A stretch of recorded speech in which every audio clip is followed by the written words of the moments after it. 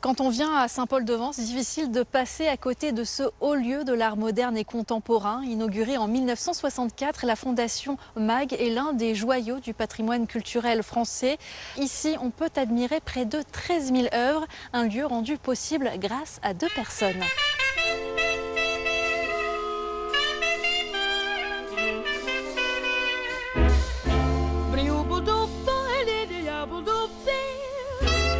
Bonjour Isabelle Mag. Bonjour. Vous êtes l'administratrice de ce magnifique lieu, un lieu qui a été imaginé par vos grands-parents, c'est bien ça? Voilà, je suis une des administratrices. Mon papa Adrien Mag étant président du conseil d'administration. Et la fondation est née de la volonté de mes grands-parents, mais surtout de la volonté de Léger, de Braque, de Miro, qui avaient besoin d'un lieu moderne pour leurs œuvres. Oui, parce que finalement, les artistes ont été associés finalement à la création de ce lieu. Totalement, dès le premier jour, que ce soit Giacometti, que ce soit Braque qui a réalisé le vitrail de la chapelle ou le bassin aux poissons, Hubac qui a réalisé le chemin de croix et le vitrail de la croix et le rosaire, ou Talquat qui a fait ce merveilleux livre Mur d'enceinte. Alors pourquoi vos grands-parents finalement sont venus ici sur la Côte d'Azur? Alors ma grand-mère est canoise, mon grand-père est né à Hasbrook, et très jeune il est orphelin et devient pupille de la nation. Et avec sa famille, sa maman et ses 3 frères et sœurs, il est transporté jusque dans les Cévennes par la Croix-Rouge pour repeupler les Cévennes et pour sortir de cet enfer du Nord qui était un pilonnage permanent pendant la guerre de 14. Et il a ses études payées par l'État en tant que pupille de la nation. Il devient chromiste lithographe. C'est le seul et unique diplôme qu'il ait jamais eu. Il fait son tour de France, des compagnons, et il se retrouve à Cannes, chez une mère, ce qu'on appelait une mère, c'est-à-dire une logeuse, et il lui demande s'il n'y a pas une chorale, s'il n'y a pas une... Il adorait la musique, il avait créé le Banana Jazz Band, il était fou de jazz, fou de musique, et elle lui dit, t'as qu'à suivre la petite, elle va à la chorale du Suquet. Et donc il suit une gamine qui avait 16 ans, qui tourne et qui se rendant compte qu'elle est suivie, tourne à droite, à gauche. Bref, elle finit par se retourner et lui coller une gifle magistrale. Et 6 mois plus tard, ils étaient mariés, c'était ma grand-mère. Et puis, ils ont 2 enfants, papa en 1930 et Bernard 12 ans plus tard. Et malheureusement, ce petit est atteint de la leucémie. Et malheureusement, en 1952, Bernard, mon oncle, meurt d'une leucémie. Et mes grands-parents avaient acheté ces terrains pour qu'il respire, pour qu'il soit au grand air. Et donc ils décident de tout arrêter et de se retirer à Saint-Paul comme des ermites. Et là, Léger, Braque, Miro, Calder, tout le monde leur dit « Mais non, faites quelque chose pour nous les artistes ». Et Braque leur dit « Nous on en a marre d'exposer dans des hôtels particuliers. On veut des murs blancs, on veut des murs modernes ». Voilà, et en fait l'aventure elle est partie comme ça, dans le bonheur des artistes, des poètes. Voilà, et le soir de l'inauguration, on avait Ella Fitzgerald, on avait Montand. Inauguré par Malraux, c'est bien ça? Inauguré par Malraux, qui était vraiment un ami parfait. Et en fait, on a, à la Fondation, créé un lieu de paix, où chacun peut venir. Rien n'est interdit à la Fondation, si ce n'est marcher sur les pelouses et toucher les œuvres. Alors justement, vous parlez de la pelouse, donc il y a un extérieur où on voit, on peut admirer ces œuvres, et puis donc il y a une partie extérieure, une partie intérieure, ça a été voulu comme ça. Voilà, en fait, il y a 2 jardins extérieurs. Il y a le premier jardin qui est en fait une espèce de signe. Laissez vos embêtements à la grille d'entrée. Et prenez le temps de regarder des œuvres, de vous vider la tête avant de rentrer dans la Fondation et voir les expositions que nous proposons. Eh bien, on va y rentrer. Allez, je vous suis.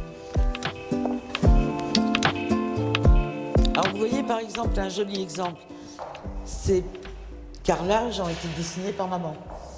Vous voyez, c'est plein de petites aventures, la Fondation. C'est que ce qui est aujourd'hui la bibliothèque était notre maison, oui. Qui a été faite pour que mes parents surveillent la construction de la Fondation. Et à la mort de maman, papa a décidé de donner cette maison pour qu'elle devienne une bibliothèque. Parce que maman était tellement amie avec les artistes. Reverdy était son témoin de mariage, avec les poètes. Prévert a écrit une merveilleuse chanson pour maman. Donc, si vous voulez, c'était logique de la part de papa que cette maison qu'elle a aimée devienne une bibliothèque. Alors ici, il y a une œuvre qui pour nous est essentielle. Qui vous tient à cœur, je crois. Voilà, qui est en fait le plus grand tableau de Giacometti, qui est un portrait de ma grand-mère. Et ma grand-mère a créé la Cité des Amis en 64. Elle a soutenu l'idée folle de faire cette fondation. Et en fait, ce portrait, il est très important parce que j'ai fermé les yeux de ma grand-mère lorsqu'elle est partie. Ce tableau a été fait 16 ans avant sa mort. Et quand Giacometti dit « je cherche l'âme », c'est vraiment ça. Moi, je le vérifie grâce à ce tableau parce que c'est la tête qu'elle avait lorsqu'elle est partie. Et ce tableau, ce qui est merveilleux, c'est qu'il va s'attacher au visage et après à notre imaginaire de créer le reste. Et pour nous, cette œuvre, elle est totalement vivante.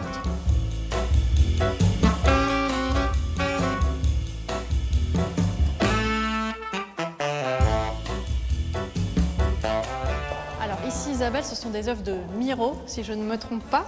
Vous ne vous trompez pas du tout. On a choisi de faire une exposition, enfin une salle, autour des œuvres de Miro qui sont toutes de 64 et en fait qui ont toutes une puissance différente. J'aime énormément ces trois œuvres de Miro qui sont très puissantes parce que c'est la même série, c'est la même force, mais elles racontent toutes un poème. C'est vraiment comme un poème. Elles sont construites comme un poème. Et puis ici, on a voulu montrer deux œuvres en bronze. En fait, Miro était curieux de tout, aimait tout et se servait de tout. Et là, vous voyez, c'est une chaise de bébé Destroy avec des embauchoirs pour... Et ici, c'est pareil, c'est l'idée d'un embauchoir et d'une machine à sertir, avec le contrepoids, etc. Miro était intéressé par tout. Il y a des trésors nationaux aussi ici. Absolument, nous avons deux trésors nationaux que je vous invite à aller voir. C'est par ici? C'est par là. Say nighty-night and kiss me. Just hold me tight and tell me you'll miss me. Dans cette nouvelle salle, qui est la salle Nicole Dassault, nous avons choisi de montrer une toute petite partie de la collection, mais il y a quand même deux trésors nationaux, qui sont le tableau de Marc Chagall, Ma vie, et le tableau de Bonnard, L'été. Alors quel est votre préféré? Je les aime tous, qu'ils soient tout petits ou immenses comme ce Chagall. En fait, si vous voulez, ce qui est fascinant dans ce tableau, il l'a appelé Ma vie. Et en fait, on comprend tout à fait qu'il décrive sa vie. Il y a son mariage, il y a le rabbin, il y a l'Arche de Noé, il y a Paris, il y a les acrobates, il y a le violoniste. Et en fait, à chaque fois qu'on regarde ce tableau, moi, je suis fascinée par ce tableau. Et en fait, ce soleil a donné à Malraux l'idée de demander à Chagall de faire le plafond de l'opéra. Vous voyez, c'est plein de symboles. Il y a Moïse, il y a le flûtiste, il y a l'ange. Chaque centimètre carré est merveilleusement. Et en fait, c'est un tableau qu'il a commencé à New York et qu'il a terminé à la Fondation la veille de l'inauguration. Vous l'avez dit, là on est dans dans l'extension. Dans l'extension. Voilà, pourquoi vous avez souhaité justement qu'il y ait une extension à cette fondation? Parce que on avait envie de pousser les murs, que en fait c'est terriblement frustrant de ne pas pouvoir montrer beaucoup de la collection.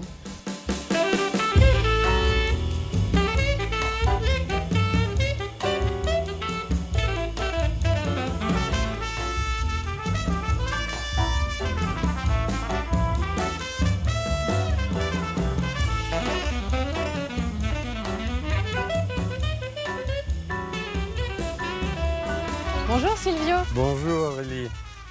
Alors c'est vous l'architecte qui avez accepté ce challenge il y a quelques années maintenant, Eh oui, d'agrandir la fondation. de faire l'extension invisible, c'était ça le challenge, le vrai défi, c'est qu'il fallait que tout change sans que l'image d'origine et les bâtiments d'origine puissent être minimum touchés.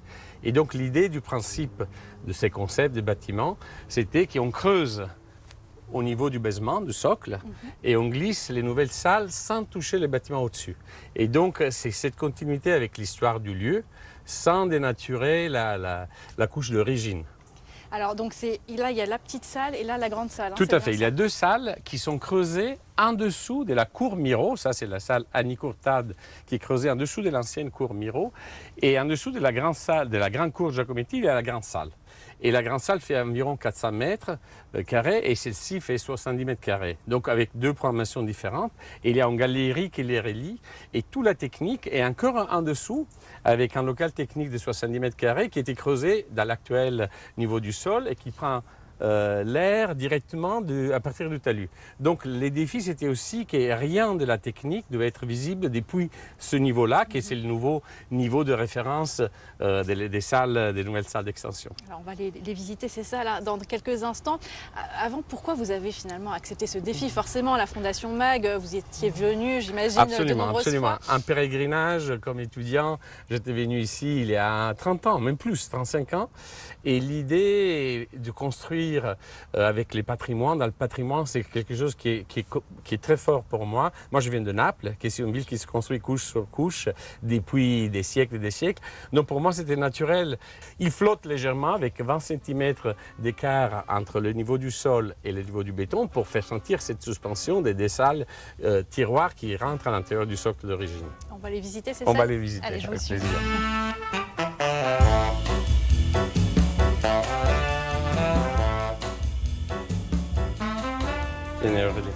Donc ça, c'est la petite salle, oui. C'est que je vous disais, la salle de 70 mètres carrés environ, qui est construite juste en dessous de la cour Giacometti. Donc il y a aussi cette relation dessus-dessous, dedans, dehors, qui est typique de la Fondation. Parce que la Fondation a été créée avec cette idée d'une harmonie absolue entre l'architecture, l'art et la nature, avec des visions assez époustouflantes de l'horizon lointain. Oui, parce qu'on est à l'intérieur, mais on a l'impression presque qu'on est encore dehors, finalement. Exact, on est dedans, on est dehors, il y a cette relation assez subtile, mais assez émouvante aussi, de la présence de la nature à l'intérieur des salles. Le choix, en plus des matériaux, était aussi intéressant parce qu'on a pioché dans les bâtiments d'origine. Et là, par exemple, ça, c'est du travertin. C'est du travertin qui vient de Tivoli, à côté du Rhum, comme les travertins d'origine de l'entrée, de la passerelle d'entrée à la Fondation et de l'escalier d'accès à la cour Giacometti.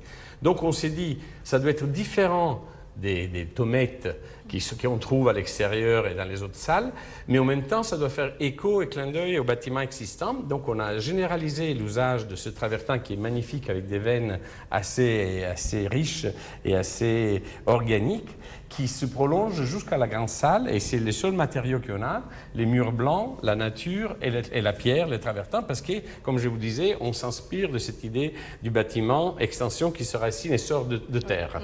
Dès la petite salle, à travers cette galerie des liaisons entre les deux cours au-dessus, on retrouve cette continuité aussi de parcours avec cette forme sinueuse de la cloison, du mur d'origine du socle, qu'on a repris. C'est la ligne tracée par Certes et Miro. Donc là, vous avez une galerie qui devient une véritable salle d'exposition, de connexion entre les deux salles.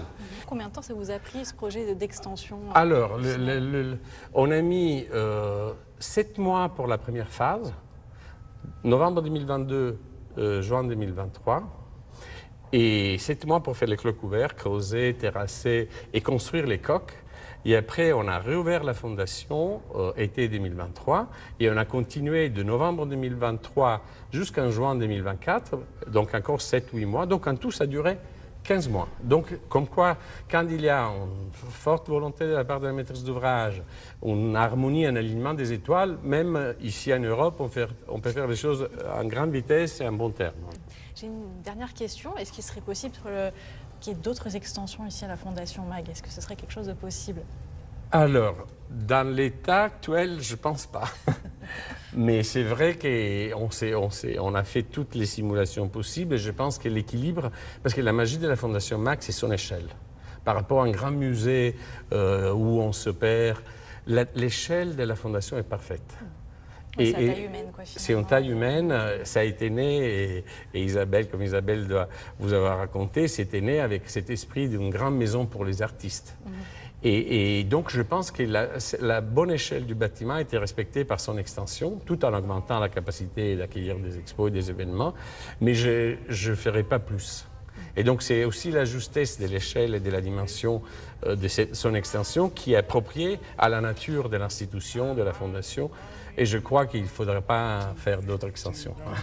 Merci en tout cas. Merci beaucoup, Aurélie. Just sing this. Give me a little kiss, sweet dreams, till sunbeams find you. La Fondation MAG est la première fondation indépendante en France pour les arts vivants. Le mécénat a donc une part très importante et il faut savoir que la Société des Amis de la Fondation a été créée 2 ans après la Fondation MAG. Bonjour Annie Courtade. Bonjour. Vous êtes la présidente de la Société des Amis de la Fondation. Expliquez-nous un petit peu quel est le rôle finalement de cette société. Alors le rôle d'abord, cette Société des Amis est composée de 600 adhérents. Elle a été fondée par Marguerite Mag il y a de cela en 1966. Voilà, 2 ans Donc, après l'ouverture voilà, de la Fondation. Nous allons fêter la 60e anniversaire. Alors quelle est sa mission? Alors sa mission, elle a plusieurs sujets. On participe à la restauration d'œuvres. Notamment par exemple les mosaïques qui sont à l'extérieur et qui ont subi les outrages du temps. Ensuite, on participe également, cet été, nous allons être partenaires et mécènes de la nouvelle exposition Kelly qui a lieu cet été. Nous avons participé aussi financièrement au transport, par exemple, d'œuvres. L'une des missions de la société, c'est aussi d'acheter des œuvres. Combien vous en avez acheté depuis la création de la Société des Amis? Alors, depuis la création de la Société des Amis, nous en avons acheté plus de 90. Et vous avez notamment ici, dans cette salle, une œuvre de Soulages qui a été achetée 35 000 € et qui aujourd'hui est cotée 3 millions d'euros. On est dans la salle Giacometti ici, Absolument. C'est bien ça. Donc là, uniquement des œuvres qui ont été données par la Société des Absolument, Amis. c'est une partie des œuvres qui sont le don de la Fondation. Ensuite, nous avons participé également à l'agrandissement puisque nous avons financé par exemple le jardin qui est devant cette extension magnifique faite par Silvio Dacia qui est une réussite absolue de la vie de tout le monde puisque on dirait qu'elle a toujours existé. Ce n'est pas un rajout, un appendice, elle fait partie intégrante de l'association. Vous, personnellement, depuis quand vous faites partie de cette Société des Amis? Je suis ami d'Adrien Mag depuis une 40aine d'années. Donc c'est vraiment un très très vieil ami. Et je suis toujours venu ici à la Fondation. J'ai été administrateur de la Société des Amis et ensuite j'ai été élue présidente depuis de nombreuses années. Au niveau du choix des œuvres, comment ça se passe finalement? Donc les membres en fait proposent une œuvre, comment ça se passe? Alors on a un conseil d'administration qui fonctionne très bien et ce conseil choisit une œuvre sur une idée que l'on a ou une suggestion et ensuite on vote et si on a évidemment les fonds, eh bien on achète. Vous avez dit tout à l'heure, il y a 600 membres, hein, c'est ça? 600 membres, 600 oui. membres. Et est-ce que c'est possible de faire encore partie de la Société des Amis ou alors Absolument, oui. absolument. C'est justement là, je lance un appel parce que plus on est, mieux c'est. Parce que d'abord, on organise beaucoup de choses. On organise des visites privées, que ce soit dans la région ou même à Paris, où nous nous déplaçons pour voir en visite privée des belles expositions. Nous avons ici des conférences privées faites par les commissaires des expositions. Nous avons des petits déjeuners aussi avec des commentaires privés, des visites privées. Nous avons beaucoup de manifestations qui rencontrent beaucoup de succès. Merci Annie Courtade. C'est moi qui vous remercie en tout cas. To linger till dawn, dear.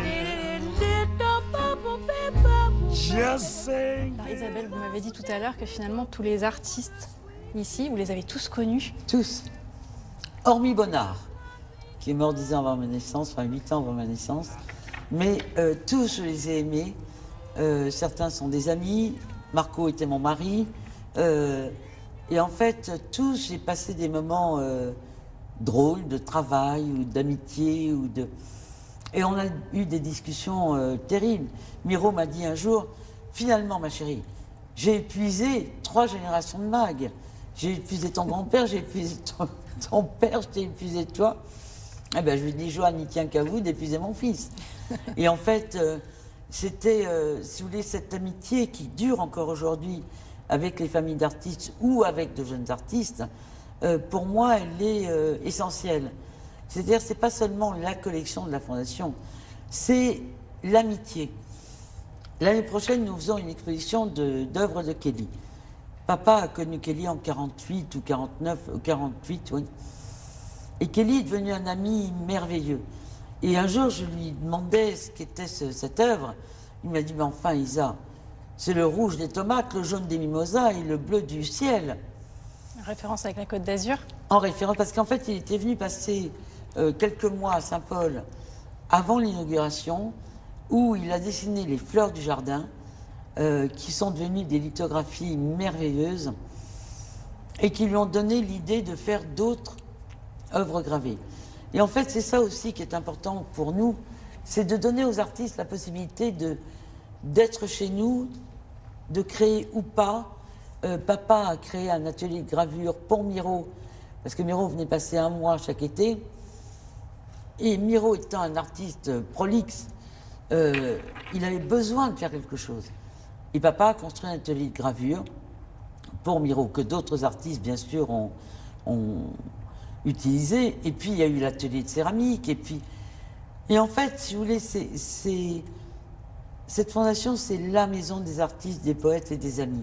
Juste pour revenir sur cette prochaine exposition, donc ce sera à partir de juin, parce qu'il y en a plusieurs dans l'année, hein, des expositions. Oui, alors temporaires. cette année, l'été, l'exposition d'été qui est la plus importante pour nous, aura lieu de fin juin à mi-novembre. Et en fait, c'est le travail de Kelly que nous faisons, c'est une exposition que nous faisons avec comme commissaire d'exposition Éric de Chasset. Et beaucoup d'œuvres viennent de la collection d'Ellsworth Kelly, de sa fondation, bien sûr de chez nous, bien sûr des grands musées comme Beaubourg ou autres. Et en fait, c'est une idée autour de Kelly et l'eau. Il aimait se balader sur les plages, il aimait l'eau. Et en fait, l'exposition va être autour de cette notion de l'eau, de l'aquatique. Et on aura une œuvre de, je ne sais plus, 6 mètres par 10 mètres, qui va être au sol. Voilà, donc vous voyez, il y a cette exposition, c'est vraiment un hommage à un ami. On ne fait pas une expo Kelly pour faire une expo Kelly. Tout comme quand on a fait l'expo les Giacometti, une famille de créateurs, c'était pas pour faire Giacometti. C'est parce qu'on s'est rendu compte qu'il n'y avait jamais eu d'expo où toute la famille Giacometti était réunie. Or, Diego Giacometti a fait tous les meubles de la maison, Alberto était sous contrat à la galerie, Bruno était architecte et je l'ai aimé de tout mon cœur. Et en fait, le père et l'oncle et le cousin de Giacometti étaient des peintres merveilleux. Donc on a fait cette exposition autour d'une idée familiale. Tout comme Matisse-Bonnard, c'était autour de cette amitié Matisse-Bonnard, mes grands-parents, parce qu'il y a des portraits merveilleux de ma grand-mère par Matisse ou par Bonnard. Et en fait, à chaque fois, on essaye de raconter une histoire d'amitié. Et en fait, si vous voulez, chaque artiste a sa petite histoire par rapport à la Fondation, par rapport à la famille. Et c'est en ça que la Fondation est assez unique. Merci Isabelle, en tout cas, d'avoir partagé avec nous toutes ces anecdotes. Merci. Je vous en prie, puis bienvenue à tous.